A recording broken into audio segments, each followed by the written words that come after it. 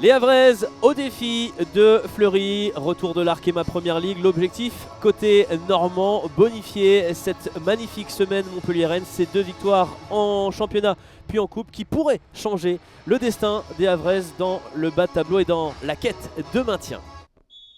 Et le FC Fleury 91 qui va tenter de rebondir face au Havre AC après cette sortie prématurée en Coupe de France du côté de l'équipe de Seconde Ligue Toulouse. Les joueuses du FC Fleury qui briguent encore et toujours le top 4 de l'Arkema Première Ligue. Attention à la perte de balle éventuelle. Ça va être devant le but. C'était compliqué pour Lisa Lichfus. Ça va traverser tout le monde. Est-ce que ça a été retouché par une joueuse havraise? Non. Mais c'était dangereux, mine de rien, cette situation-là, parce qu'un petit peu de flottement devant la gardienne internationale belge. Faustine Robert ou Marine Daffer. Faustine Robert qui va s'effacer. Ce sera Marine Daffer. La frappe de Marine Daffer. C'est bien parti avec le rebond et l'arrêt de Lisa Lichfus. Serein. Elle l'avait peut-être anticipé, la gardienne belge. Mais là voilà la première frappe cadrée de cette partie. Il aura fallu attendre ce coup franc à la 30e minute. Maintenant il faut bien l'ajuster parce que quand c'est pas le cas, on a l'impression qu'on vient d'anéantir une possibilité d'attaquer le but adverse, mais en tout cas voilà, il faut tenter. Le mouvement vers Inès Conan qui réussit un bon contrôle. La frappe d'Inès Conan, ça c'était intéressant. Lisa Lichfus sereine sur sa droite et le match peut-être qui se décante enfin. On est passé rapidement d'un but à l'autre.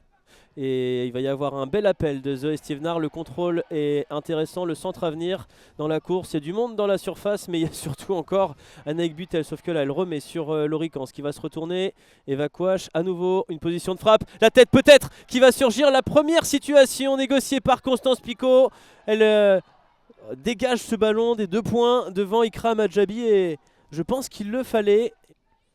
On aura l'occasion d'y revenir parce que on va voir la pause aussi pour cela. Mais voilà, mi-temps ici au Stade Océane, 0-0 entre le Havre et Fleury. Fleury qui domine légèrement au point, mais elles ne sont pas encore assez tranchantes, les joueuses de Frédéric Biancalani, pour marquer, pour débloquer le score. Plus incisive à la récupération du ballon.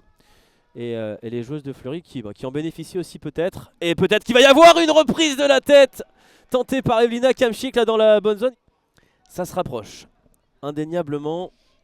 Avec Marine Daffer et Bachiba Louis, et malheureusement derrière Wassa Sangare qui... Oh là, le ballon, il est très intéressant pour Chancel Faifa qui va pouvoir aller marquer le premier but de cette partie, mais non, c'est à côté.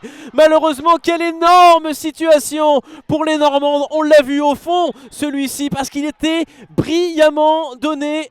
Et pourquoi pas me faire mentir, pourquoi pas envoyer quelque chose là. Attention à ce dégagement qui est un petit peu raté. Elisa Lichfus, justement, il fallait que je le dise, qui doit s'employer et préserver le Havre dans cette partie. Parce que vous en pensez, mais là, les joueuses havraises à l'échauffement, elles regardent le match plutôt que d'accélérer. Donc est-ce qu'on est content de ce qui se passe? En tout cas, Christy Gavori pour un bon ballon vers Loricans qui jaillit. C'est pas cadré, mais à nouveau les Havraises en position d'apporter le danger sur la cage de Constance Picot.